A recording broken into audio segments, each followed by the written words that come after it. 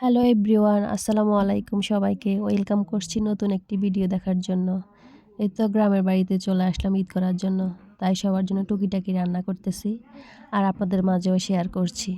প্রথমে রান্না করার জন্য আমি গুঁড়া মশলাগুলো পানিতে মিক্স করে একটা পেস্ট করে নিব। এই তো এখানে হলুদ, মরিচ, জিরা, ধনিয়া, লবণ আর রসুন বাটা এবং আদা বাটা নিয়ে নিলাম।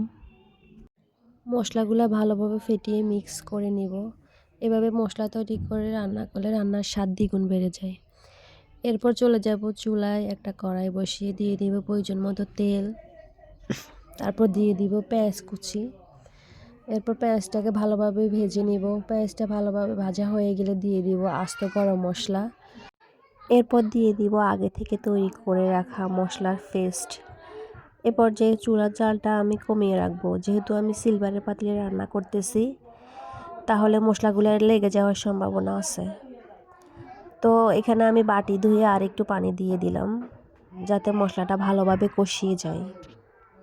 মশলাটা কষিয়ে গেলে এখানে দিয়ে দিব বড় একটা দেশি মুরগি, গ্রামের বাড়িতে পালা দেশি মুরগি। এটা আমরা আসবো বলে আমাদের জন্য রেখে দিয়েছিল। আর এই মুরগিটা কষানোর জন্য আমি এখানে ঢাকনা দিয়ে ঢেকে 10 মিনিট অপেক্ষা করব। 10 মিনিট পর মুরগিটা ভালোভাবে কষিয়ে সিদ্ধ হয়ে গেছে। এ পর্যায়ে আমি দিয়ে দিব কিছুটা আলু, আর দেশি মুরগির সাথে আলুর ঝোল অসাধারণ লাগে খেতে।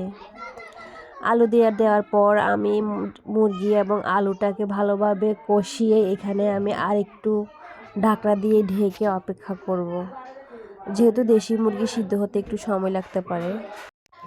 আমি যেহেতু আলু মুরগির ঝোল করব, সেজন্য এখানে ঝোল রাখতে হবে, তাই কল থেকে নিয়ে এসে আরও একটু পানি দিয়ে দিলাম। দেখেন তরকারির কালারটা কত সুন্দর হয়েছে। আর মাটির চুলার রান্না সব সময় বেস্ট।